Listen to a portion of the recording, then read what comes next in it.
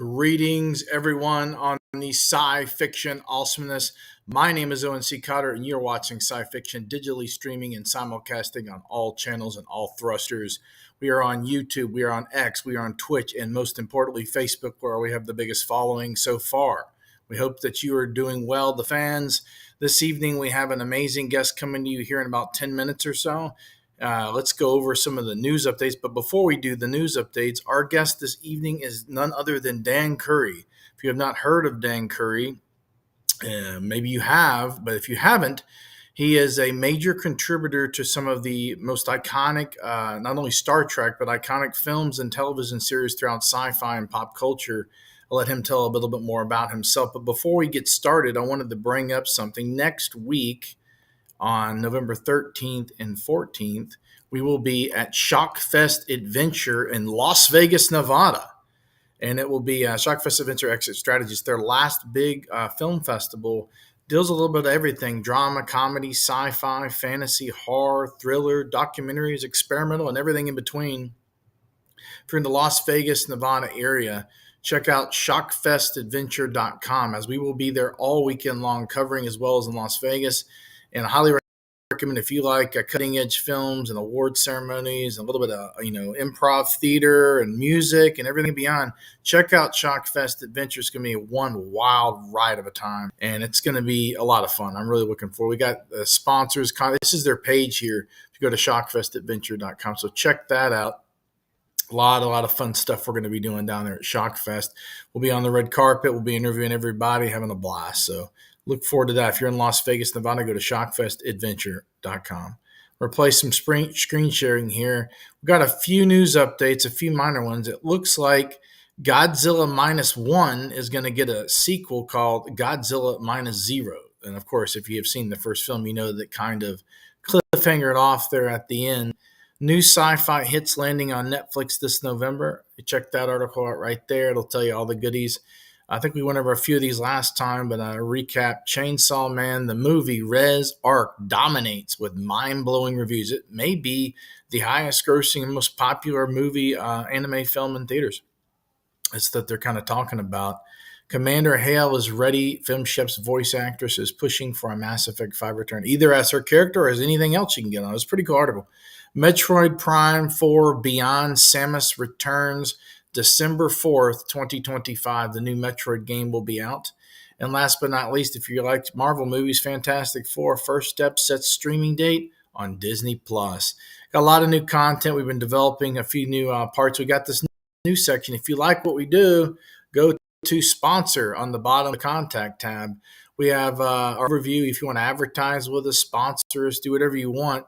We reach 115,000 monthly visitors conservatively. We have 331,000 social followers, and our audience is 65.8% U.S.-based, with a core demographic of men ages sweet spot 25 to 44. So all the sci-fi and fandoms represented. See placements and starter rates on our one-page media kit, which is right here below to get a quote.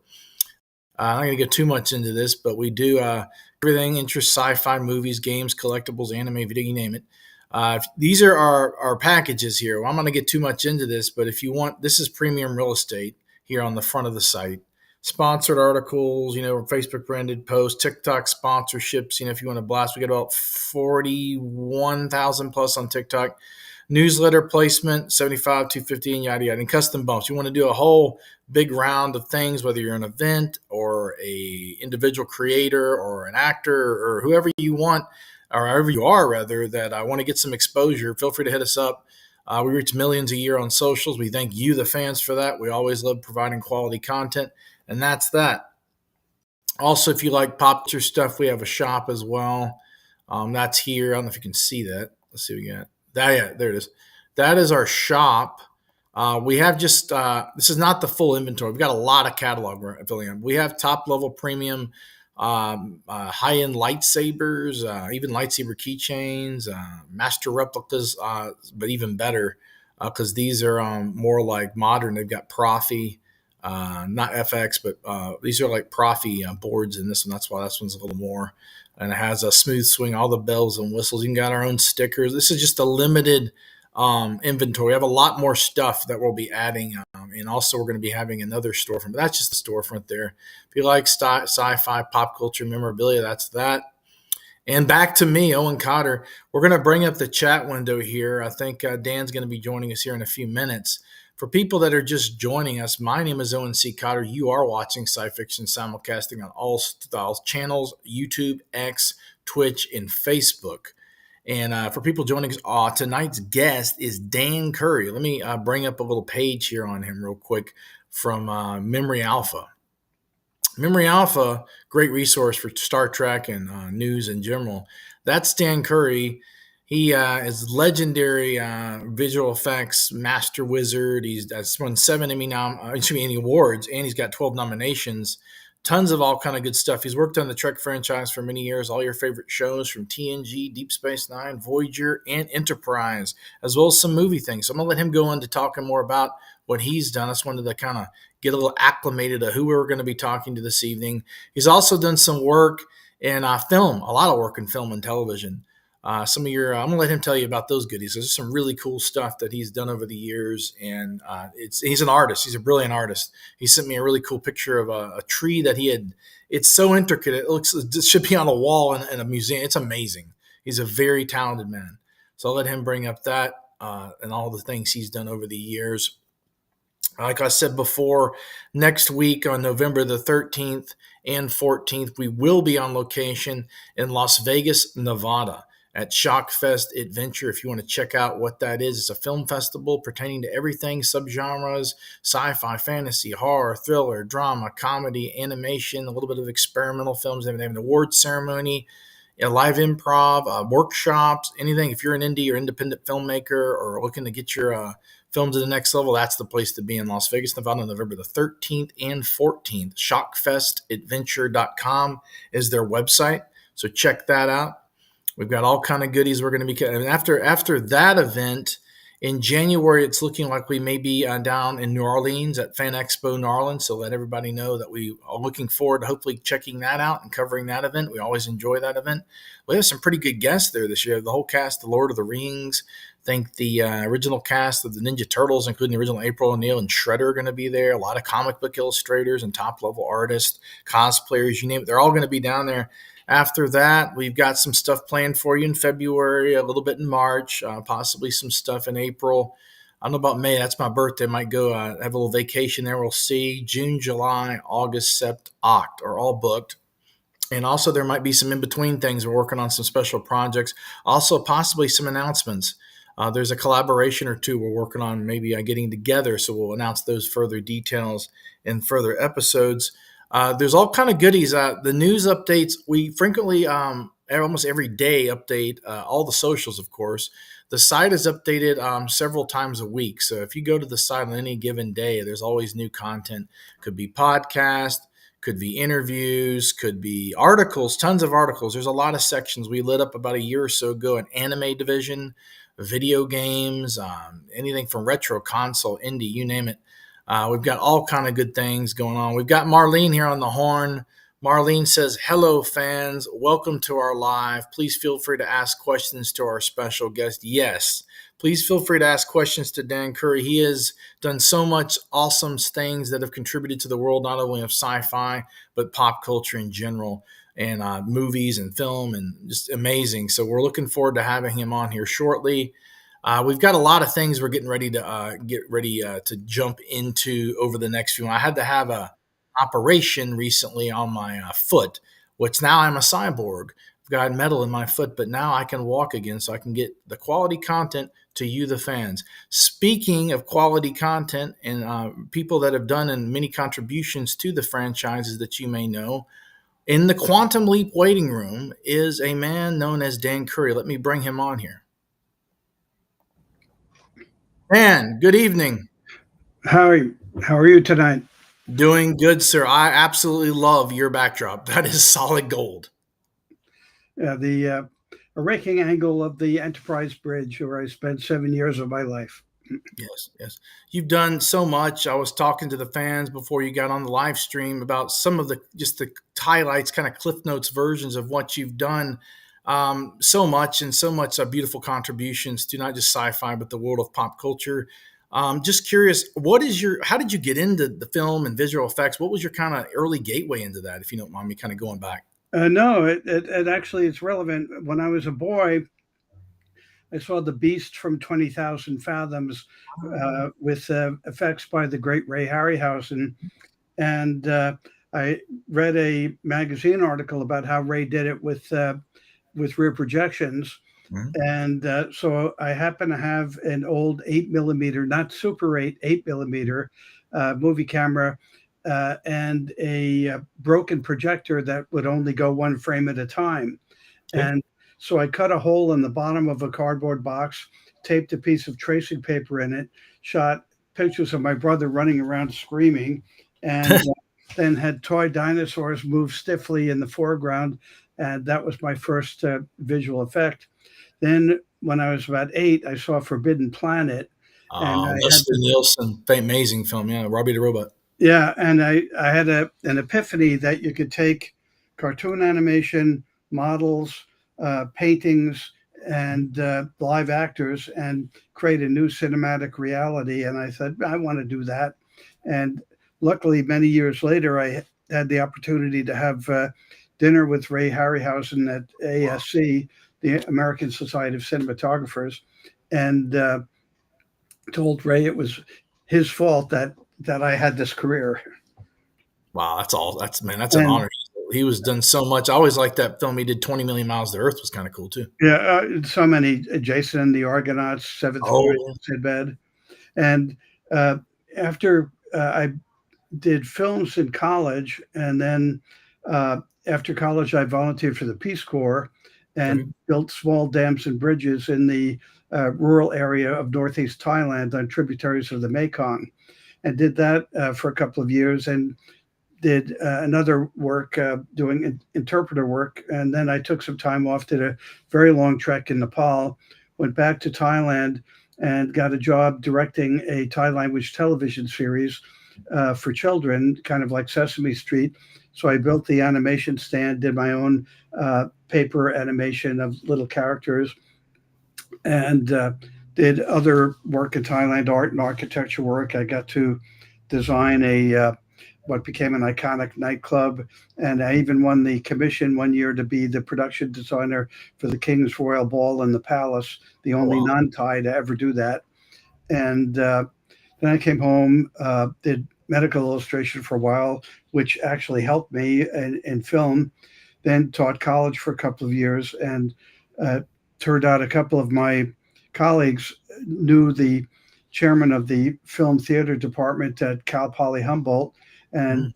they went back and forth. And thanks to them, I was offered a job teaching and let me write my own program. So I got MFA in film and theater.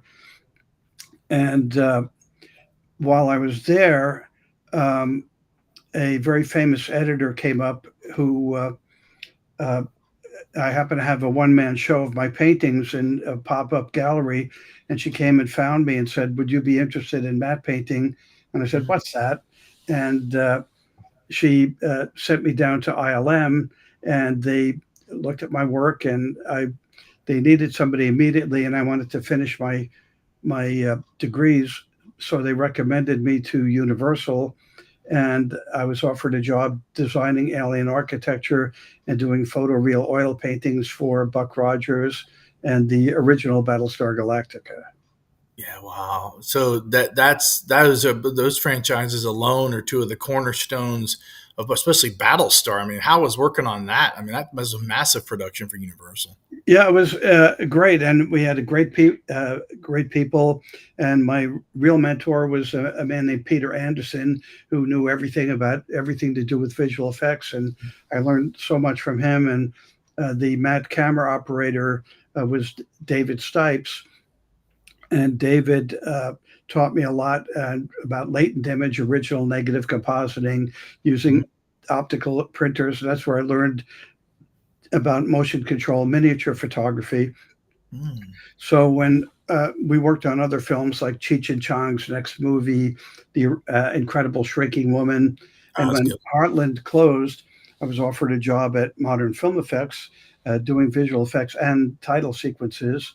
Mm. And then I left there to work at Cinema Research Corporation, and during that time, I worked on 118 feature films and numerous television productions, and that included the original Top Gun, um, Man with Two Brains, Dead Men Don't Wear Plaid, um, Raiders of the Lost Ark, Indiana Jones and the Temple of Doom, and I'd done a lot of work with Peter Lorreson, who was at the time the vice president of television post at Paramount Pictures.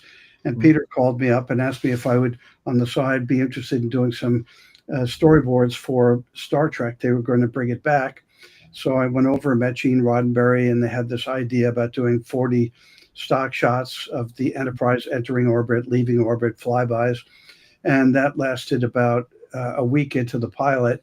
And I had no experience in video. All my work was in film using optical printers. And when I, uh, so they hired Rob Legato, who had a vast experience in video to supervise, and they realized it wasn't enough. So they said, "Would you come over and join the team?" Which I did. And so after a short time, Rob and I decided it would be more efficient if we had two teams and alternated episodes. That way, one team would be available to be on set while the other team was shooting um, uh, motion control miniatures or doing supervising compositing. And Wow. that So was my you, first. you worked on Encounter at Farpoint. I remember those big Yeah. panos scenes when they zoomed in on the Enterprise and all. That was amazing. Yeah, and so and ILM was involved with the pilot, and then after the pilot, then we did everything in Hollywood, and so we had a really great team.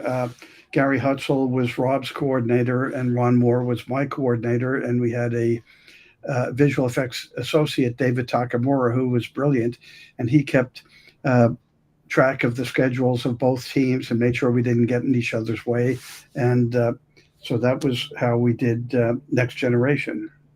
Yeah, man, you've done so much. And let's talk about like the films you've done are some of the most iconic. I mean, my dad, I'm going to tell you this, is his favorite and says one of the, if not the best intro sequences and title sequences to any film is Top Gun.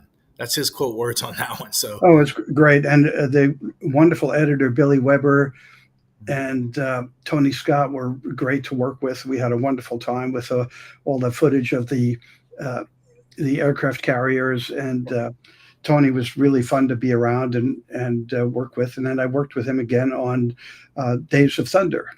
it's with the race car movie that cruised it. Yeah, it's a good one too. Yeah, The films, like you mentioned Indiana Jones, is that the title sequences or what, yeah. what was The title sequences and the map sequences. wow. Okay. So like when they do like when they're traveling in the plane and going up and like that or Yeah, and there multiple exposures, and then kind of roughly painted mats, and for Indiana Jones, what we did with the map sequences is I looked up the kind of airplane that they were using, Mhm. calculated its range, and figured out how many stops the plane would have to make before it went to India. Wow. Oh, wow. That's wild. So the sci-fi world, we've got a lot of sci-fi fans here at SciFiction. And I just got to ask, the contributions to Star Trek are just absolutely incredible. The franchise, it's going, this year's coming up on the 60th anniversary of Star Trek. Yeah, it's a big deal. It's a very big deal. 1960s. It's going to be Summer 60th anniversary this coming year. I just want to just curious, in your own words, what did you take from being a part of that iconic franchise, and what would you like to see based on Gene Roddenberry's vision for the future, the impact that it has and continues to have on society as a whole? What are your words for the future of Star Trek and just that franchise in general? What do you take from that being a Well, part of it? Gene was the creator, and he had a lot of deep thoughts. And one of his uh, perceptions was the uh, sad results of colonialism. Yeah. And so that's why Gene came up with the prime directive, Mhm. because he saw that in human encounters on our planet, that advanced cultures with technological superiority would just squash indigenous cultures. And Gene wanted to make sure that in his vision of the future, where we had conquered disease and poverty, and people were allowed to pursue their dreams. That that they would be sensitive to the evils of colonialism, and that's why they put in the prime directive that they would never use their advanced technology to dominate cultures that were less advanced. Right. Now that's a fascinating philosophy. You got the idic, the infinite diversity and infinite combinations motif there. You've got, the United Federation of Planets in general as a variety of different species spanning across multiple star systems. I mean, it's a very interesting, very intellectual, but very positive if you look at the overall, structure of the franchise in general. Have you watched any of the newer stuff or seen Yeah, like yeah, Strange I New have. They're doing terrific work. And one thing I'd like to comment on the four series I worked on, a Mhm. lot of us were members of what we called the 18-year club, that we worked on every series, Next Generation, Deep Space Nine, Voyager, and Enterprise. And what was unique about Star Trek is we got to know each other very well. We spent 12 hours a day average with each other. So the different departments had amazing trust and respect for each other. On other shows I've worked on, each department was like a medieval fiefdom, and you could never cross over into their turf. But in Star Trek, um, everybody just we got to know what each other's capability were, and we would just say something for the art department. If something came up I wanted to design, I'd go to Herman Zimmerman and say, I'd like to design that. And he'd say, okay. And the same with the stunt team, working with the great Dennis Madelon, say, hey, why don't we choreograph this martial arts sequence this way? And so that was um, uh, great. The construction department was really wonderful. Makeup, getting to work with the great Mike Westmore, and Yeah. so it was like playing spaceman with your family every day, and we became family. And most of us still feel that way today. No, that's amazing. It sounds like a beautiful experience. Speaking of martial arts, you actually developed the Klingon fighting style, and a lot of the majority of the weaponry. What went in all that? Well, when I was in the Peace Corps, Mhm. I was assigned to Northeast Thailand and worked in mostly remote villages in the jungle. And I started to notice that in the afternoons, a group of people would get together and practice martial arts. And they were really kind to the clumsy foreigner. And they let me join in and taught me a lot of stuff. And during the course of the 5 years I lived in Thailand, I studied with some really great masters in different styles of martial arts, studied sword, dagger, as well as empty handed stuff. And all those things became a part of Klingon martial arts. And Mhm. how my relationship with that began was we had an episode where Worf was to inherit some primordial Klingon bladed weapon. And the art department, great artists, good friends, wonderful people, but they set down something that looked like a pirate's cutlass. And I had been imagining the weapon that became the Batleth for years, but I had no reason to make one. And I went to the producer and said, we should do something ergonomically sound. Even a boy, I could tell fake movie weapons that were designed to look cool but were ridiculous. So I made a foam core batleth and went to Rick and said, well, why don't we do something like this? And they said, okay, if it was 4 inches shorter, I'd accept it.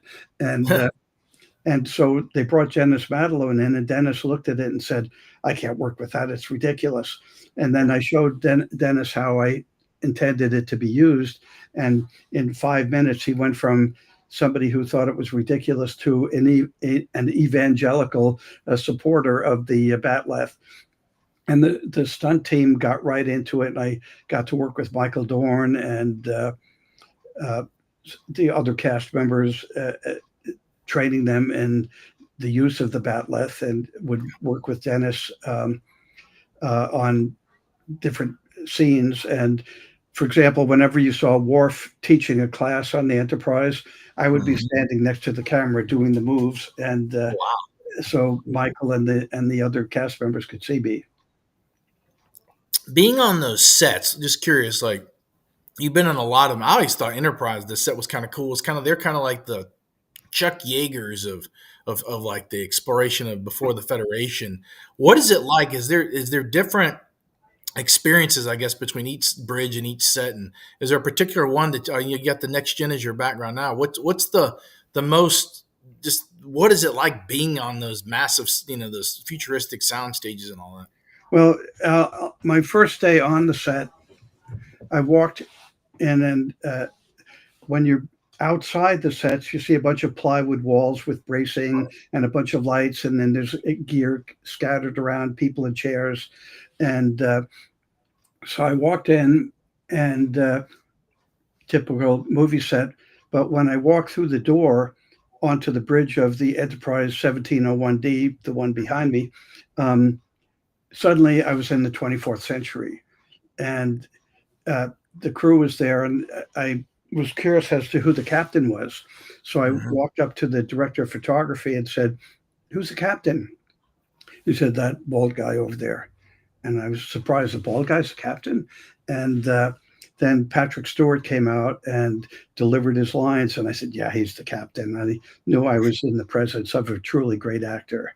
And but each series had its own culture, and it was the star of the series would have a heavy influence on how everybody behaved, and the kind of the way the different departments interacted. And as visual effects supervisor, I would be able to work directly with the director of photography and stage stuff and tell people how it would work. And I would do a lot of sketches on the spot so people would know what we were trying to accomplish, because they'd see a picture. And so um, each set had its each cast had its unique culture, and Mhm. and it was to ask which one I liked best was like asking if you have four kids, which one you love the most. They're all different and love them in their own way. And I also got to design the title sequences for Deep Space Nine and Voyager. Yes, and that's what I wanted to bring into those title sequences. Are I mean, like I remember when I was younger watching the shuttle, and you kind of pan into Deep Space Nine. And you have that shuttle come right at the camera, and I was like, "Wow, that's Yeah, I impressive." wanted it to fly in front of the title, and Yeah. the title was I airbrushed on paper. Oh wow. Okay, And that's wow. when we, in designing that, my colleague Eddie Williams and I went over to the motion control stage at Image G. And while the great model maker Tony Meininger was working on the Hero model, he had made a plywood mock up for us so we could build a rig to move it around because it was 6 feet in diameter. It was pretty big. That's a big model. I remember when it went to auction. Man, that thing's massive. And we had actually two models. We had one that was half, so that if we wanted to look out the window and look across it, Mm. we would be able to put the camera in the middle. And when I walked in and looked at it, I decided to do a ballet around the station, revealing a little bit more with each shot or a new aspect of it. And so I did a handheld video of what I thought the title would be, Mm. and even waved a rag for the wormhole, and Nice. and that was quite fun. And then when I did supervise the and designed the title sequence for Voyager, I, that's a hybrid technology, sometimes using physical models, sometimes using CG, and sometimes using even crude matte paintings. Like one of the planets I just painted on a cardboard disc. Really? Okay, I did not know that. And So we that worked with, was the brink of like beginnings of '90s CGI, I believe, correct? yeah, and Tony Meininger also built Voyager, and Mhm. Voyager was unique in that the wings were supposed to go up and down when it Right. went to warp, and that was a big deal to build perfectly repeatable camera moves with in such a tight space. And that was Tony's brilliance. And I did something different, that if we wanted to do close-ups of the ship flying by. Instead of just seeing white windows, uh, I went around the sets and took slides of the different sets and built little cycloramas. Tony built them inside the windows, so you see a little parallax change as Right. the ship went by in close-up. Wow, that's why it looks so clean. I love that. Also, when like I remember when they came up with there was a newspaper article in my hometown, and they had an illustration of the Voyager, like a little illustration. I'm like, man, that's a cool looking ship because it looks different than like the Enterprise or even the Enterprise D. And when they did the intro to the original pilot episode, I believe it was the one with the caregiver or Yeah, caretaker. I was like, man, this is a cool ship because I mean, it's not as big as the Enterprise D, but it's big enough to where and it can also land on a planet. Did you work on yeah, any of those kind of sequences? sure. I actually was producer, senior supervisor of all the episodes for Voyager. Yeah. What As was a matter the of like? fact, let me grab something. You're good. You're good. Um, for the caretaker creature, it just happened to have it on my desk. I did little concept paintings like this, Oh wow. Okay. and and of so I did a variety of them, and the producers picked one, and that became the caretaker creature, and then uh, we did a CG version of it, so it Hmm. kind of looked like a kind of a plastic bubble with innards inside. The franchise has got so many cool ships. You did some stuff with the Kazon ships, I believe, as well, and some of the Borg stuff too, right? I did designed the Quezon ships, and they were inspired by the bizarre architecture of Lebbeus Woods, and they Okay. were intentionally kind of ugly. Um, and one of my favorite ships was the asymmetrical Borg Renegade, Ah, uh, that's a cool ship. Yeah. and realizing that in space, there's no need for aerodynamics as long as the Right. masses were balanced. So I took the idea from a Polynesian outrigger canoe and said, well, maybe do something like that in space. And uh, I was chatting on set with LeVar Burton's son and Mhm. carving the rough model out of a piece of foam while chatting with him, and that's how that came about. And the great Greg Jean built the large scale physical model. And Wow. another ship I liked, which was also for Voyager, was the Night Ship, Mhm. which is a very organic looking ship. And Mhm. what I was imagining there was that the ship was like a giant crustacean and the crew lived inside in a symbiotic relationship, almost like parasites. Like, we have guts, microorganisms that live in our digestive systems. Uh, the crew lived inside this creature that had been armored. And so that's what the thinking was behind the night ship. The brink of like you talked about miniature models. You've worked on that a lot of the miniatures, and it kind of crests into the CGI. When you talk about the hybrid blend of those technologies, how being in those two technologies was it difficult to kind of blend them to where it looks? I mean, it looks amazing even to this day. A lot of that stuff. Well, as CG started to come into its own with Sequest and Babylon Oh yeah, 5, series were um, great.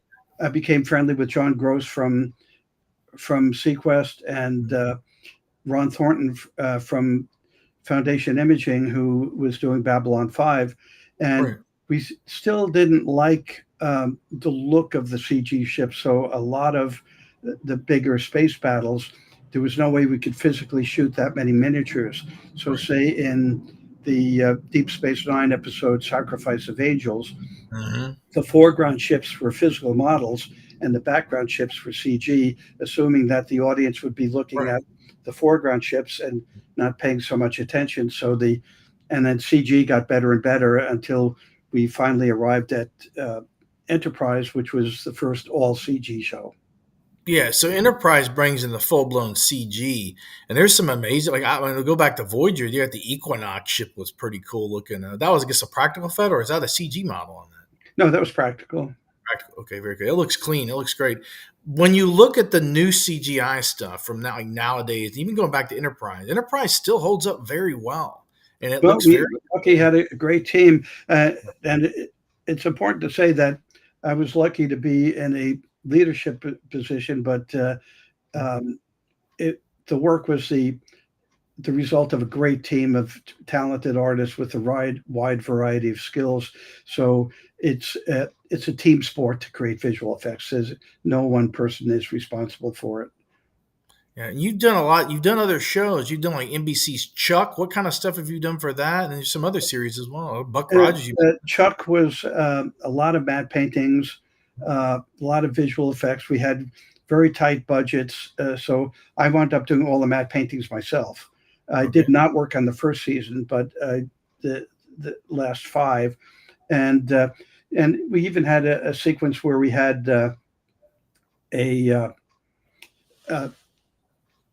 Chuck and a Russian character Volkov, played Volkov. by Yeah. played by the great Timothy Dalton. Um, and they we did a shot where they were jumping out of an airplane. So the airplane was a model about this big that I just held up in the air and shot it and moved it along its own lines of perspective. And then we shot Zach and Tim against blue screen and created that illusion that they were falling. So Chuck was a mixture of different kinds of visual effects. And there was one sequence that was supposed to take place in Switzerland, Okay. and it was summer here, so I couldn't get snow shots. So I contacted a friend in New Zealand who shot all the mountain scenery behind when they were in the cable car, and we rented a cable car from Palm Springs. Okay. And you blended that, and that's how. I mean, it looks great. I remember the episode with Timothy Dalton on the plane and all that. That was awesome. It's a very cool series. Matter of fact, our friend was actually hanging out with Zachary the other day on some stuff. But so let's get back to matte paintings. You've done a lot like over the years of those. What do you see? Like, I mean, they still use those. I guess I've seen some stuff Oh they yeah, use. they're just done differently. Yeah. When I started, they were done in oils. In fact, I was only the 15th member of the Matte Painters Union. Oh That's how wow. few people in the world were doing them. And now a laptop, Photoshop, and After Effects, it's become very democratic, and anybody with a good eye can do them. But now visual effects have just gotten better and better. The tools are terrific, and the artistry of the people using them is wonderful. So I just see things getting better and better. And now that AI is becoming part of the picture, it, what can be accomplished is only limited by human imagination. Yeah. It's just you got this AI craze going on these days. You've got everything from, there's some good stuff. They're using it to like find cures to diseases and cancers, everything from that to a little bit of everything. What do you see that like if properly used in a positive light? What would you see that kind of could it be some ability some toolkits or things like Adobe or something in the future that will be able to take this stuff even beyond where it's at? I mean, I know Oh, a friend of mine's doing stuff with fourth generation mocap VR and AI. And that's well, pretty it's in its infancy right now, cool. and and it gets better and better by the week. I just saw something a friend of mine was working on where it was a boy, a dog, and set in a LA restaurant, and nothing Okay. was real. It was all AI, including the dialogue and the voices. And there's one coming up which you won't see for a bit. That's a Christmas commercial for Coca-Cola, all Hmm. done AI, and it is astonishing. Oh, wow. Is that the polar bears? But not just polar bears, meerkats. There's a plethora of little Oh, beasties, oh, and wow. in this beautiful kind of North Pole environment. And when I saw the clip, I was astonished that. Uh, but like all technologies, it can be a two-edged sword. It, For sure. it can be abused, but if we're wise about it, and people in power have seen Terminator, they know what direction not to go. Of course. And you've got, I mean, let's talk a little bit more about, the Trek. You've got a lot of modern Trek come up on 60 years. the impact of that franchise. I mean, when you talk about matte paintings, you also they used ILM worked heavily in that. They also worked on Star Wars. There's a lot of matte paintings in that as well. Yeah, and These the early matte painters at ILM were Mike Pangrazio and Harrison Ellenshaw. And Harrison is the son of Peter Ellenshaw, one of the all-time greats who yeah, did 20,000 Leagues Under the Sea, Mary Poppins. yeah, yeah. And so there's uh, no limit to matte paintings. And of course, the other great matte painters included Albert Whitlock from Universal and Sid Dutton. And then there was Matthew Urisic, who Hmm. did Time Machine, Logan's Run. And Oh, Matthew was also one of the country's great archers. yeah, Logan's Run was an amazing film with York, and that film was solid gold. And Matthew invented the counterweight for the bow. When you see archery competitions and you see a stick coming out Right. from the front of the bow with a knob on the end, Matthew invented that.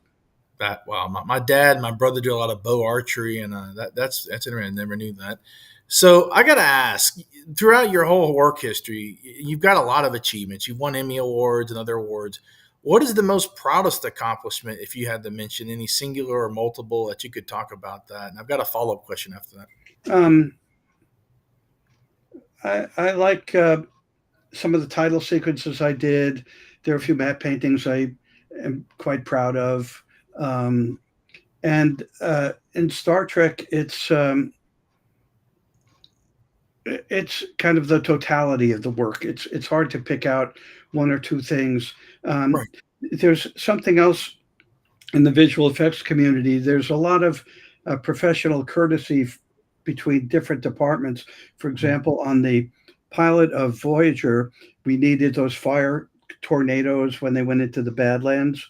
Yes, I And remember. I was not happy with the early CG. It didn't look convincing to me. And it turned out that our special effects supervisor, Dick Brownfield, had Mhm. a friend who did the fire for Backdraft. Okay. And Universal Studios had a show, the Backdraft show. Mm. So Dick called them up and they invited us over before the park opened. So we went over really early, and the guys who didn't know me Mm. showed us how they were able to create fire tornadoes just by putting baffles in certain positions inside the source of fire, and that's how we shot Wow. um, that those sequences for Voyager. Yeah, it looks great. I mean, it's all the shows look amazing. Just some of the new stuff, like you've seen, like you said, you mentioned Strange New Worlds. Like that show is man, the intro titles of that man are just like they took it to a whole nother. I don't know if that's a mix of CGI. Are they using matte paintings for that? Do you know? Well, it was all CG. Nobody does oil paintings anymore for matte paintings. Yeah.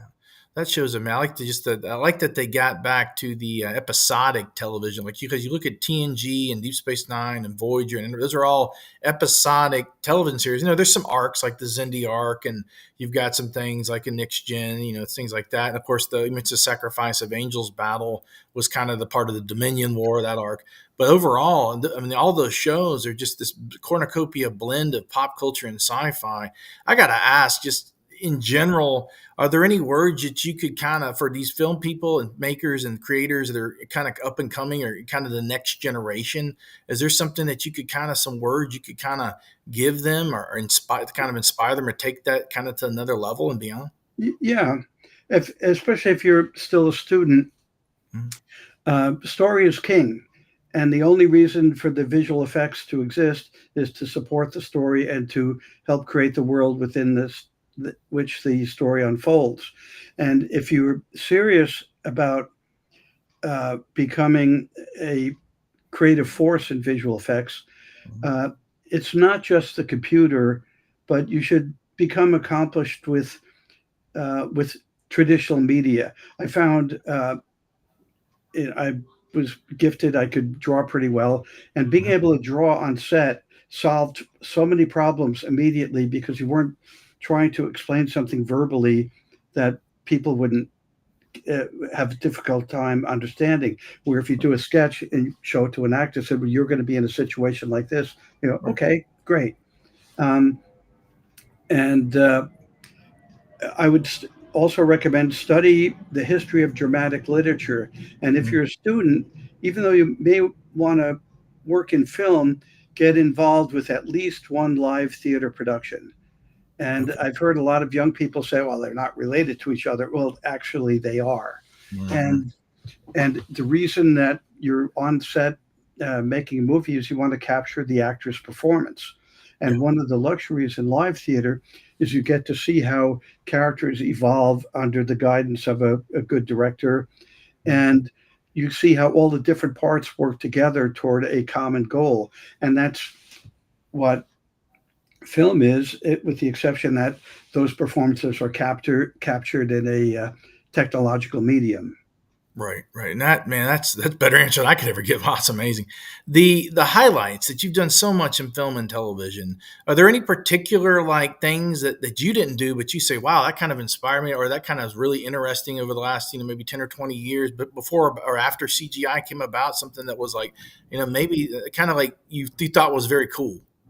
Well, in the remake of War of the Worlds, Mm, Steven Spielberg's yeah. picture, Dennis Muren was the visual effects supervisor on that, one of the all-time greats. He's Hmm. the only visual effects person to have a star on Hollywood Boulevard. Yeah, that's true. I forgot about yeah. And there's one shot that was voted by the Visual Effects Society of as the best single shot of the year, and it's a shot where Tom Cruise and the kids are in a minivan, and you see this bridge, an elevated freeway blowing up behind them, and the camera's moving. The difficulty of doing that shot uh, was astonishing, and nothing came close to it. Um, so I see stuff all the time that I respect, and one of the things that I think is important, especially if you want to work in the future, you have Mhm. to understand the past. And I would encourage young people to binge on movies of the 1930s and 40s, where everything was done by hand. And one of the things that's remarkable, especially films made during World War II, they couldn't do a lot of location shooting, so that a lot of the towns and the are all matte paintings. The ceilings are paintings or force perspective miniatures. A good thing to, and you can save a lot of time and money even in a current film by using force perspective miniatures for cutting pieces in the foreground. And so learn your film history. And I was blessed that I had the chance to be mentored by some of the greatest illustrators and matte painters who ever lived. So I appreciate their kindness and willing to share what they spent a lifetime learning. Yeah, man. Yeah, there's so many great films. I mean, like Harryhausen himself was inspired by the guy that did King Kong, I believe, correct? Right, Willis O'Brien. Yeah, yeah. The amazing impact of just science fiction and pop culture and all this stuff is just so. I mean, like sci-fi now is so popular. Like, do you see it becoming even more popular? Or things just progressing forward and more of everything in the theaters and television seems to be gravitating towards nostalgia and pop culture and reboots? And what do you see for maybe the next decade?